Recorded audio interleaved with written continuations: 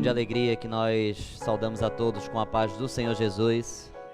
Convidamos aqueles que nessa hora puderem estar de pé, em reverência à leitura da palavra de Deus, que se encontra na primeira carta de João, capítulo 3, nós leremos apenas o verso 18.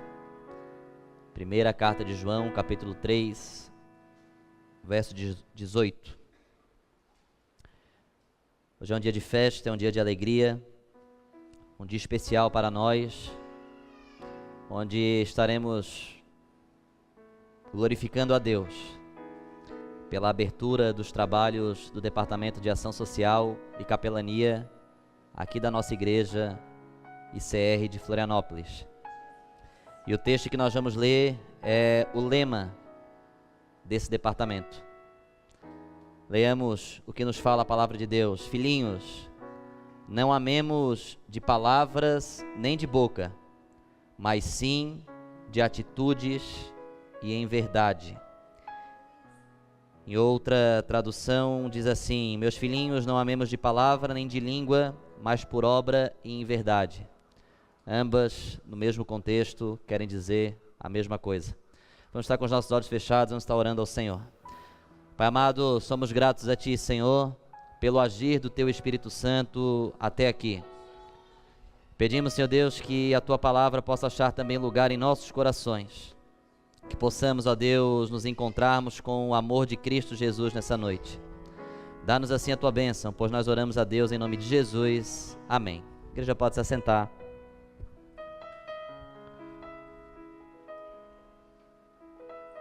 Diferente dos demais dias, onde temos a exposição contextual do texto lido, nessa noite nós gostaríamos de tratar com a igreja sobre um tema esse que nos foi ensinado na teoria e na prática pelo nosso Deus, pelo Senhor dos Exércitos, e que deve ser praticado por nós todos os dias. O tema é amor. Uma palavra tão simples, na teoria tão fácil e uma prática tão difícil nos dias atuais. Vamos entender um pouquinho do porquê João estava escrevendo sobre esse tema para essa igreja. Essa carta, ela é conhecida como uma das cartas gerais do Novo Testamento. As cartas gerais são todas aquelas que não possuem um destinatário identificado, ou seja, João, ao escrever, possivelmente ele estava se dirigindo a uma congregação específica, mas ele não deixa isso claro na sua redação.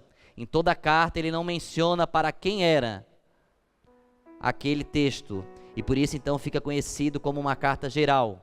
Se os irmãos quiserem uma referência de uma diferença de uma carta direcionada para uma carta geral, Paulo, quando se dirige aos Coríntios, por exemplo, ele saúda a igreja que está em Corinto, saúda a igreja que está em Éfeso.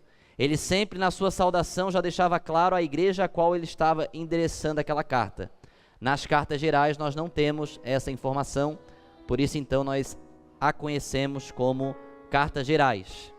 E podemos entender que se direcionou também para os dias atuais. A época em que essa carta foi escrita, aproximadamente o ano 90 depois de Cristo, a igreja vinha enfrentando um sério problema de apostasia, onde alguns desses apóstatas, aqueles que querem disseminar práticas hereges no meio da igreja, eles se infiltraram em meio ao rebanho e agora não de uma forma ostensiva, mas de uma forma sutil, começaram a tentar inserir no meio do povo doutrinas contrárias à doutrina a qual os apóstolos vinham pregando. A igreja apostólica, a igreja primitiva, ela tinha uma mensagem: que Jesus ressuscitou. Essa igreja, ela morreu nas arenas, ela foi perseguida, os cristãos foram incendiados, foram perseguidos severamente por essa mensagem de que Jesus havia ressuscitado. Eles eram testemunhas oculares desse acontecimento. João, o escritor dessa carta, ele foi o último apóstolo da igreja primitiva a morrer. Então ele foi o que viveu durante mais tempo de todos os apóstolos, e apóstolos nós conhecemos como aqueles que participaram do colégio apostólico de Jesus, ou seja, foram chamados por ele. João, ele foi o último a vir a falecer. Foi o que viveu durante mais tempo. E por esse motivo ele presenciou a prática da apostasia mais ostensiva no meio da igreja. Uma das práticas, uma filosofia que estava entrando e ganhou muita popularidade naquela época era a filosofia do docetismo. O docetismo, ele fazia parte de um movimento maior conhecido como gnosticismo, que era um grupo de pessoas que acreditavam que o espírito, e quando eu digo espírito, estou falando da alma, o espírito humano, ele era impecável, ele era estritamente bom, quanto a carne humana, a nossa natureza carnal, ela é extremamente má. Então, para o gnosticismo, para essa filosofia, e o que eles estavam inserindo no meio da igreja era que não existiria ressurreição de mortos, porque não teria como recebermos um corpo incorruptível, porque a nossa carne ela é má. Logo, a salvação ela não se dava apenas pelo perdão dos pecados que se tinha em Cristo Jesus, mas a salvação se dava por um conhecimento superior e especial, que eles chamavam de gnose. Então reparem, meus irmãos, a ponto de que a mensagem do apóstolo era que Jesus Cristo, aquele que havia se entregado na cruz do Calvário, ele havia ressuscitado dos mortos, ele havia sido assunto aos céus e ele estava preparando moradas para os seus servos, era expressamente anulada com a filosofia do gnosticismo. Porque essa filosofia dizia que Jesus, ele até poderia ter se manifestado dentre os homens, mas não em forma de homem, não em carne humana, mas em espírito. Então eles anulam o sacrifício de Jesus na cruz do Calvário. Quanto a igreja apostólica, ela enfatizava de que o perdão de pecados, e João vai deixar isso claro no capítulo 1 dessa carta, de que se tivermos comunhão uns com os outros e se andarmos na luz como na luz ele está, o sangue de Jesus Cristo é poderoso para nos perdoar de todos os nossos pecados. Então reparem, a mensagem central era o sacrifício de Jesus, aquele ato salvífico de Jesus na cruz do Calvário, era poderoso para perdoar os nossos pecados e através dele alcançarmos a vida eterna. E dentro da igreja, contrariando a mensagem dos apóstolos, havia um grupo de irmãos dizendo que não, o nosso espírito já é bom, a nossa carne será condenada, mas o nosso espírito já está salvo, independente do perdão dos pecados. E meus irmãos, essa apostasia, ela veio ganhando massa durante os séculos, e infelizmente muitos ainda hoje se acham bons o suficiente a ponto de não necessitarem do sacrifício de Jesus na cruz do Calvário. E você pode viver a sua vida assim, não tem problema algum, mas nós precisamos deixar você ciente nessa noite de uma coisa: você anular o ato de Jesus na cruz do Calvário pela sua vida, é você anular a maior prova de amor que um homem já pôde fornecer a uma outra pessoa. A maior prova de amor de Jesus Cristo pela sua igreja não foi a multiplicação dos pães e peixes. A maior prova de amor de Jesus Cristo pela sua igreja não foi as curas que ele operou, não foi os mortos que ele ressuscitou, não foi as aldeias em que ele passou pregando. Tudo isso os apóstolos depois também fizeram, também provaram do poder de Deus, e o poder de Deus está manifesto na igreja até hoje. E não se estranhe se até hoje ainda vermos o Espírito Santo operando com poder no meio da igreja, porque ele tem poder. Ele tem poder para fazer. Então, a ênfase do Evangelho nunca esteve no poder de Jesus Cristo. A ênfase do Evangelho não está no poder do Espírito Santo, mas está no amor de Deus para com o homem. Se você anular o sacrifício de Jesus na cruz do Calvário pela sua vida, você se torna insensível. E a insensibilidade faz com que o homem se torne incapaz de desfrutar desse sentimento chamado amor. Por isso que essa carta de 1 João, ela é praticamente uma declaração de amor. Ela é um incentivo, ela é um apelo para que aqueles irmãos que estavam ouvindo essas mensagens apóstatas viessem, além de rejeitar os falsos mestres, além de rejeitar os falsos ensinamentos, mas viessem a amar a Cristo. E nós vamos entender de que amor que João estava falando. João chega a dizer que aquele que diz amar a Deus, mas é incapaz de amar o seu irmão, é mentiroso. Ele diz, como que o homem que diz amar a Deus a quem não vê, pode amar o seu irmão a quem vê? E meus amados, muitas vezes, quando nos afastamos do amor de Cristo, quando nos esquecemos daquilo que Ele fez na cruz do Calvário pelas nossas vidas, quando nos julgamos autossuficientes, quando nos julgamos bons o bastante, ao ponto de acharmos que não necessitamos de perdão porque estamos vivendo a nossa vida. Hoje é um dia especial, muitos trouxeram ali as suas doações, estão ali, vão ser destinadas, talvez você julgue que isso seja suficiente para remir a sua alma, mas saiba que a maior prova de amor é o sacrifício de Jesus na cruz pela sua vida e pela minha vida. Jesus Cristo, Ele não se apresentou apenas de forma social e generosa. Ele se apresentou voluntariamente para morrer por mim e por você. Muitas vezes nós doamos aquilo que sobeja. Muitas vezes nós oferecemos aquilo que sobra. Muitas vezes nós somos sim capazes de sermos generosos com aquilo que temos de bastante. É 1 quilo de alimento não perecível, é um item de higiene, é uma esmola para alguém que nos pede um alimento na sinaleira, é uma ajuda a determinada entidade social. Fazemos isso quando nos sobra, porque quando nos sobra nós dizemos, não estou podendo agora. Agora não dá, nesse momento eu não consigo, nesse momento eu não estou podendo. Esse é o ato generoso humano. Mas Cristo Jesus, quando os soldados romanos foram ao Getsêmani para buscá-lo, Ele não tinha nada para oferecer àqueles soldados. Aqueles soldados não foram buscar cura, aqueles soldados não foram buscar alimento, aqueles soldados não foram buscar refrigério, aqueles soldados não foram buscar perdão de pecados, aqueles soldados foram para buscar a vida de Jesus. Era tudo o que Ele tinha para oferecer naquele momento. E Ele não recusou dizendo, agora eu não estou podendo, ou o que vocês estão pedindo é difícil demais. Ele ainda questiona aqueles soldados dizendo, mas saístes vós como quem vai prender um ladrão e salteador? Esbofeteando com porretes, agindo severamente com aquele que com 3 anos agiu com amor. Mesmo na sua prisão, quando um soldado que foi para lhe prender teve a sua orelha cortada por um dos seus apóstolos, Ele curou aquele soldado. Ele não ofereceu aquilo que sobrava, Ele ofereceu aquilo que Ele tinha.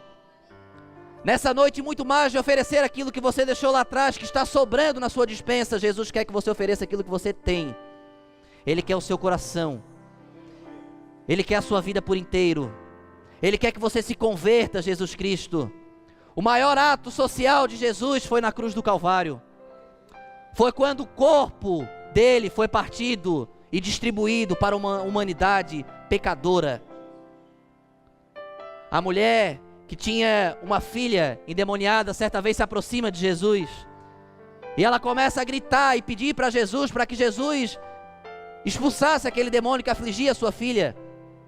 E Jesus usa uma expressão para ela e diz assim, olha, não é sábio que o senhorio tome do pão dos filhos e dê aos cachorrinhos. E muitos podem dizer assim, mas Jesus foi rude com aquela mulher. Jesus foi duro com aquela mulher. Mas aquela mulher entendeu algo que os discípulos não entenderam. Aquela mulher disse, é verdade, Senhor, mas os cachorrinhos, eles se alimentam das migalhas que caem debaixo da mesa. Israel um dia rejeitou o pão da vida. Israel um dia moeu o pão da vida na cruz do Calvário. Os filhos eram eles, os herdeiros da promessa eram eles. Eles moeram o pão da vida na cruz do Calvário. E nós nos alimentamos das migalhas que caem ao pé da cruz até hoje. E elas são suficientes para nós. Israel rejeitou o pão por inteiro, mas o pão se deixou moer para que os farelos pudessem chegar aqui, nesse culto, para alimentar a sua alma no culto dessa noite. Ela entendeu que Jesus era muito mais do que o pão comercial. Jesus era o pão da vida. Ele já havia pregado isso, os apóstolos não entenderam, mas aquela mulher entendeu. Ela não teve problema em se sujeitar, em se humilhar e dizer: eu sou como esse cachorrinho mesmo, eu me humilho. Ela não se julgou alto o suficiente. Ela não se julgou boa o bastante. Ela não se julgou generosa o bastante, como muitas vezes nós fazemos, meus irmãos.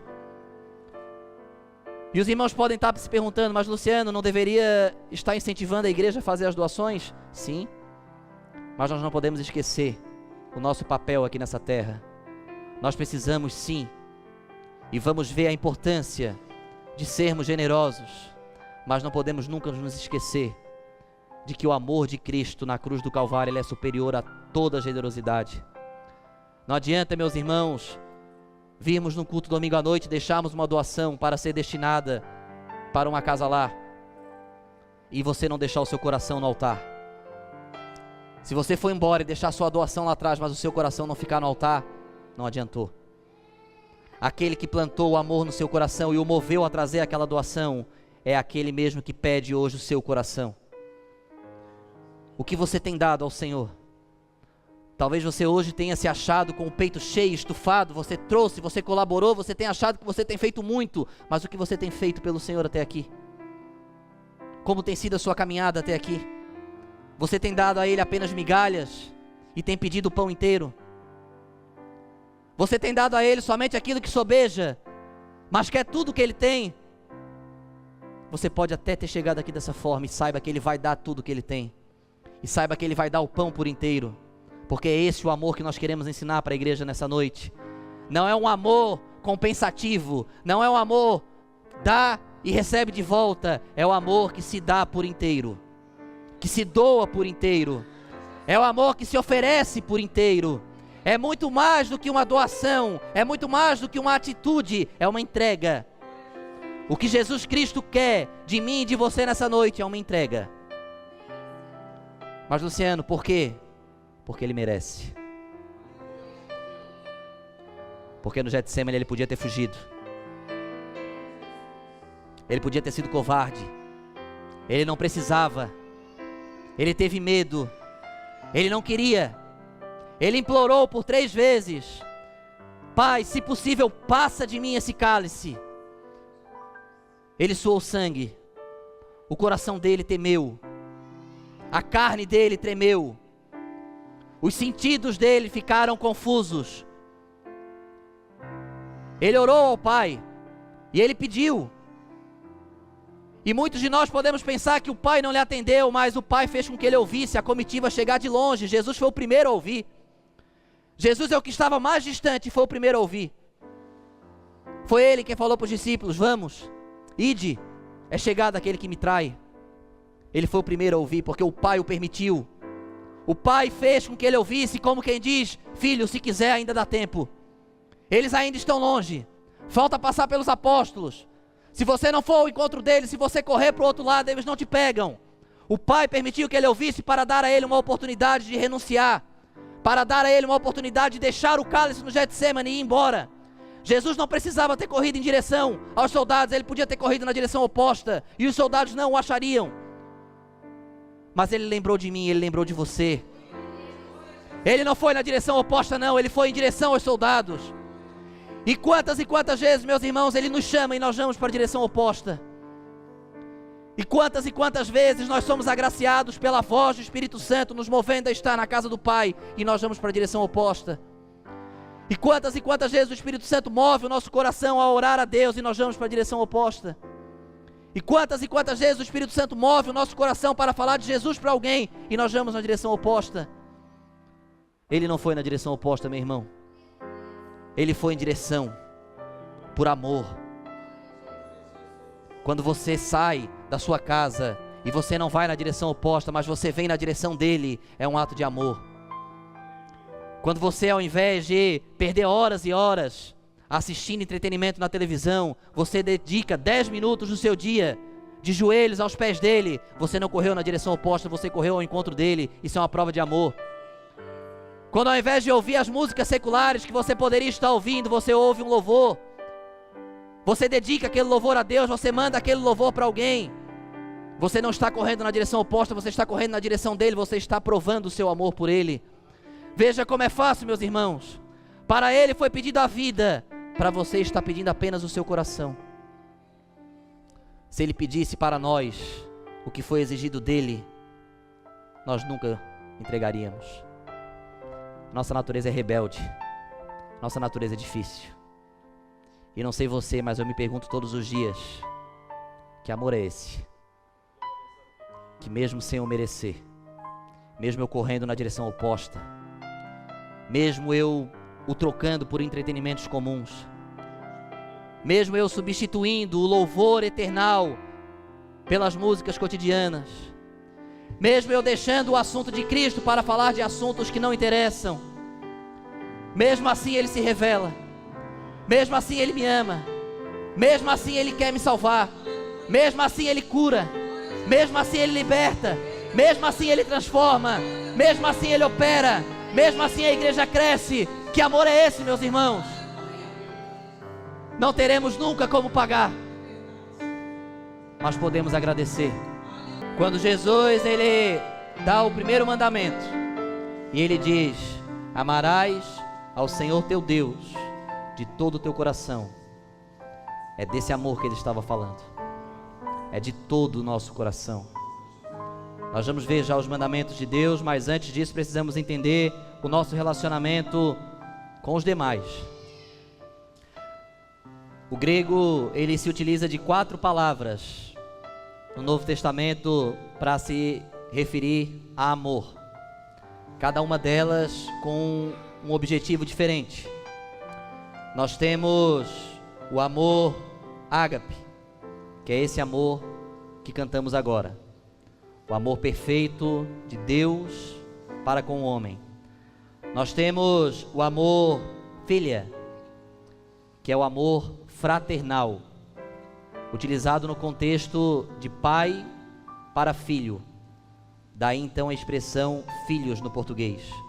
É uma declaração de amor. No grego, filia. Então naquela época, quando um grego iria se dirigir ao seu filho, ele chamava filha. E ele estava dizendo: eu te amo. Hoje, quando um pai e uma mãe olha para o seu filho e diz: filho, é isso que ele está querendo dizer. É a mesma expressão. Temos o amor eros, que é o amor oriundo do relacionamento entre marido e mulher. E temos o amor storge, que são amor pelos familiares e pelas pessoas próximas. Então reparem que o Novo Testamento, quando vai tratar do assunto amor, ele é enfático em dizer o tipo de amor que nós devemos amar. Devemos ter no nosso coração o amor ágape, esse amor cantado. Devemos ter no nosso coração o amor filha. Devemos então respeitar, amar, educar e cuidar dos nossos filhos. O amor eros, devemos amar, cuidar, respeitar as nossas esposas, as esposas dos seus maridos. E também o amor storge, devemos amar, respeitar e cuidar aqueles que são nossos familiares e pessoas próximas de nós. Reparem que a Bíblia, ela não esqueceu de ninguém. E quando Jesus Cristo ele vai ser enfático e dizer: amarás ao Senhor teu Deus, esse era o primeiro e grande mandamento. Lá em Mateus 22, dos versos 36 aos versos 40, Jesus é questionado e perguntado: mestre, qual é o maior, o principal dos mandamentos? E Jesus vai responder dizendo: amarás ao Senhor teu Deus de todo o teu coração. E o segundo, semelhante a esse, é: amarás ao teu próximo como a ti mesmo. Então reparem que Jesus, quando é questionado pelos mandamentos, ele resume toda a lei, todos os mandamentos em uma única palavra, que aparece tanto no primeiro quanto no segundo mandamento descrito por Jesus, que é a palavra amarás, a palavra amor. Quando Moisés recebeu as tábuas da lei lá no Monte Sinai, Os irmãos lembram quantas tábuas Moisés recebeu? 2. Moisés, no alto do Monte Sinai, ele recebe 2 tábuas da lei. Uma contendo 4 mandamentos, que eram distintivos do relacionamento entre o homem e Deus. Vejamos: não terás outros deuses, não farás imagem de escultura, não tomarás o nome de Deus em vão, e guarda o dia do Senhor. Esses 4 mandamentos estavam impressos na primeira tábua da lei. Segunda tábua da lei, 6 mandamentos, distintivos do relacionamento comum. Homem com outro homem, homem com o seu próximo. Vejamos: honra teu pai e tua mãe, não matarás, não adulterarás, não furtarás, não dirás falso testemunho e não cobiçarás. Então reparem, uma tábua da lei, 4 mandamentos, homem, Deus. Outra tábua da lei, 6 mandamentos, homem, próximo. Jesus, quando fala da lei, ele fala: amarás ao Senhor teu Deus, porque ninguém que não ame ao Senhor seu Deus vai fazer para si outros deuses, imagens de escultura, não vai guardar o dia do Senhor, ou não vai respeitar o seu Deus, porque ele ama o seu Deus. E depois ele fala: semelhante a esse amarás ao teu próximo, porque que ninguém que não ame ao seu próximo irá matá-lo, irá adulterá-lo, mentir, cobiçá-lo, traí-lo. Então reparem, Jesus Cristo, ele pega os 10 mandamentos e resume em uma única palavra: amor. Talvez para você seja muito difícil cumprir os 10 mandamentos, talvez seja muito penoso. Saiba nessa noite que se você amar, se você tiver amor, você já está em dia com Deus com relação aos 10 mandamentos. Jesus, ele facilitou aquilo que era mais difícil. E como esse amor é expresso? O texto em que nós lemos: não amemos de palavra, nem de língua, nem de fala, mas por atitudes. O mesmo João, quando escreve o seu evangelho, ele vai dizer: porque Deus amou o mundo de tal maneira.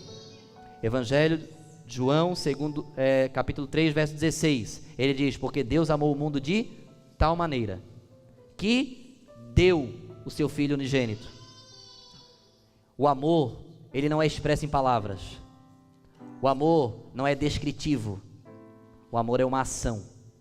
Reparem que João, quando vai falar sobre o amor de Deus para o homem, ele diz: porque Deus amou o mundo de tal maneira.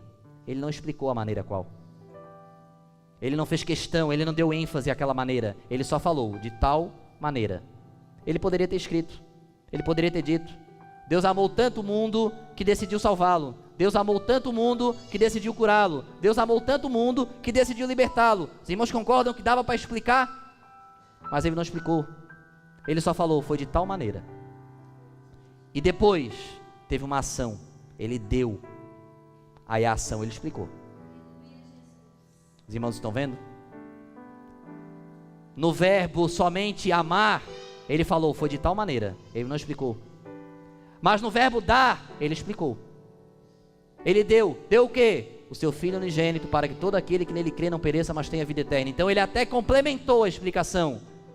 Porque o amor, ele não é de língua nem de palavras. O amor é de ação. O amor é fazer. É muito fácil amar de palavras, meus irmãos.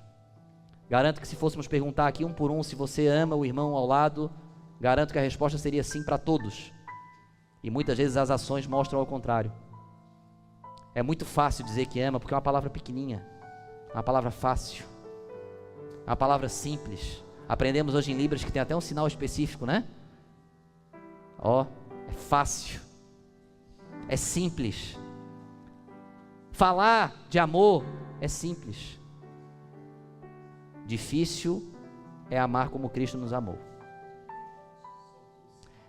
Difícil é estar disposto a passar por o que ele passou. E aqui o texto é claro.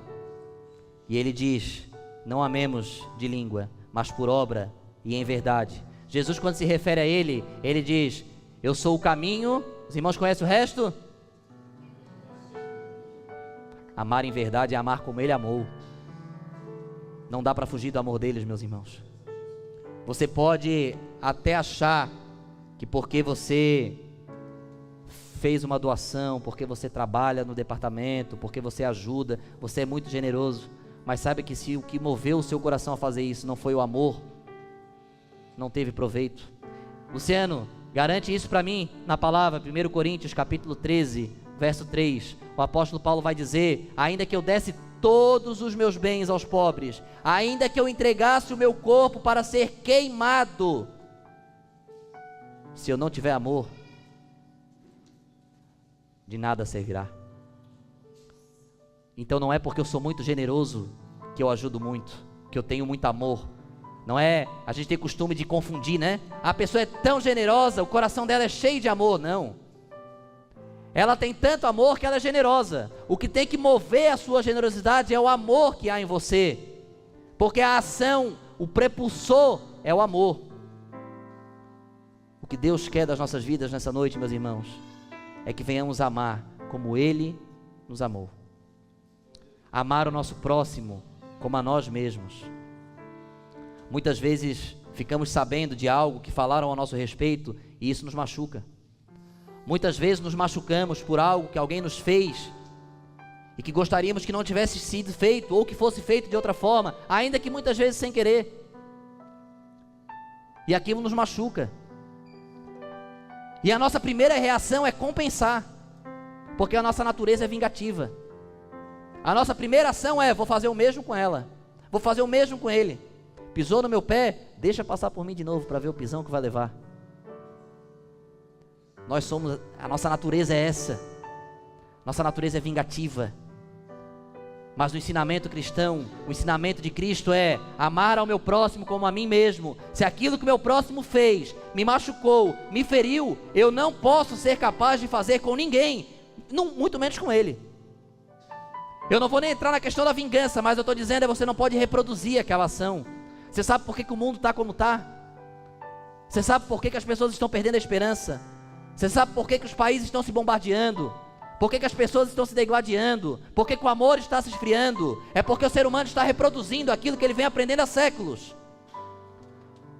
Aquilo que ele não gostou que foi feito com ele, ele está reproduzindo com outras pessoas. Ele não gostou de ser ferido, ele fere. Ele não gostou de ser mal falado, ele fala mal. Ele não gostou de ser difamado, ele difama. Ele não gostou de ser pisado, ele pisa. E isso vem sendo reproduzido, meus irmãos. Reproduzido, reproduzido. E essa geração que está aqui, nessa igreja, ouvindo essa palavra nessa noite, nós precisamos dar um basta e dizer: chega. Porque nós temos poder para isso. Nós somos capazes, é só parar de reproduzir. Vamos parar de reproduzir o mal, vamos parar de reproduzir a vingança, vamos parar de reproduzir a maldicência e vamos começar a produzir o bem. Veio no culto, ganhou uma bênção, encheu seu coração, reproduz isso. Fala disso. Essa geração tem esse poder, meus irmãos, porque é uma geração de crianças lá atrás que está vindo aí. E a chama no templo não pode se apagar, não. Se nós não nos posicionarmos agora com o amor verdadeiro, se nós não nos posicionarmos pelo Evangelho agora, os nossos filhos não terão uma igreja para frequentar. Isso é sério, meus irmãos. Evangelho é coisa séria. E talvez você esteja pensando: mas eu vim visitar a igreja, eu não tinha interesse em ouvir essa palavra. Mas você tem interesse na sua família, você tem interesse no seu futuro, você tem interesse na sua vida, então essa palavra te interessa. Se nós não nos posicionarmos hoje como igreja, a próxima geração não terá um local para congregar. Os cristãos precisam se posicionar. E como que vamos fazer isso, Luciano? Porque é difícil combater o mundo. Com as armas do mundo é difícil. Você querer combater a guerra com guerra é difícil. Você querer combater corrupção com corrupção é difícil. Você querer combater maldicência com maldicência é difícil. Agora, se você começar a combater com a arma que Deus te deu e que Jesus Cristo nos ensinou na cruz do Calvário, aí facilita. Comece a amar. Amar de verdade. Jesus Cristo no alto da cruz do Calvário, Ele bradou: Eloi, Eloi, Sabá. Os irmãos conhecem a expressão? Que quer dizer: Deus meu, por que me desamparaste? Ele sentiu desamparo do Pai naquela hora. Ele não pôde sentir o amor do Pai. Reparem, meus irmãos, Ele bradou. Jesus no alto da cruz, Ele não reclamou de mais nada. Ele não reclamou dos açoites, ele não reclamou das mentiras que pregaram contra ele, ele não reclamou do vinagre que deram a ele, ele não reclamou do abandono dos apóstolos, ele não reclamou da negação de Pedro, ele não reclamou de nada. Mas o pai se ausentou por um momento, porque o pai não pôde ver, o pai não pôde contemplar, porque os olhos dele são tão puros que não pode ver o mal. Os olhos do pai não puderam ver o mal. Ele sentiu por um momento a ausência do pai, e ele bradou, e ele reclamou, e ele falou: Deus meu, por que me desamparaste? Ah, meus irmãos, como o evangelho precisa de cristãos assim. Cristãos que quando pecam e sentem que o pai se ausentou, dobram os seus joelhos e dizem: Deus meu, não me desampara porque eu pequei. É desse tipo de cristão que o evangelho precisa, meus irmãos. Cristãos que não podem sentir a ausência do pai, cristãos que não sabem mais viver sem o pai. E você pode me perguntar: mas Luciano, por quê? Porque quem já viveu sem o pai sabe como é duro viver sem ele. Quem já viveu sem o amor dele sabe como é triste viver sem o amor dele, como é doído viver sem o amor dele. Eu não sei como Deus resgatou a sua alma, eu não sei de onde Deus te tirou, mas uma coisa eu te garanto: você não resistiria mais um minuto na vida que você vivia antes dele te chamar. Saiba, meu irmão, que quem despreza o céu agora, no primeiro minuto de inferno, vai pedir pelo céu. Quem despreza a salvação agora, no primeiro minuto de condenação, vai clamar pelo céu. Isso é sério, meus irmãos, essa geração precisa se posicionar. Jesus Cristo não foi para a cruz do Calvário para fundar uma denominação, nem para montar uma religião. Ele foi na cruz do Calvário para salvar a sua alma. E muitos estão disseminando e reproduzindo religião aí fora, quando na verdade Jesus Cristo precisa ser o centro do evangelho. Porque foi Ele quem morreu por você, meu irmão, foi Ele quem morreu por mim. Homem algum fez isso, homem algum vai fazer isso por você. Se fosse qualquer um de nós, teria corrido na direção oposta, mas Ele correu para os braços da morte, para que você hoje pudesse correr para os braços da vida que há nele. Ele entregou tudo o que Ele tinha. Precisamos parar de nos entregarmos por parcelas, meus irmãos. O apelo nessa noite não é do pregador, o apelo é do Espírito Santo. O apelo é para que voltemos a praticar, a reproduzir aquilo que fomos ensinados. Não adianta dizer que você quer viver segundo a palavra de Deus e não reproduzir a palavra de Deus. Nós precisamos voltar, meus irmãos. Esse culto é um retorno, é uma volta. Como vamos voltar? Não sei. Da onde você está voltando? Também não sei. Mas uma certeza eu tenho: Ele te aceita. Ele quer. Ele ainda está com os braços estendidos te esperando. No alto da cruz do Calvário, com os seus pulmões cheios. A morte de Jesus na cruz do Calvário foi uma morte por asfixia.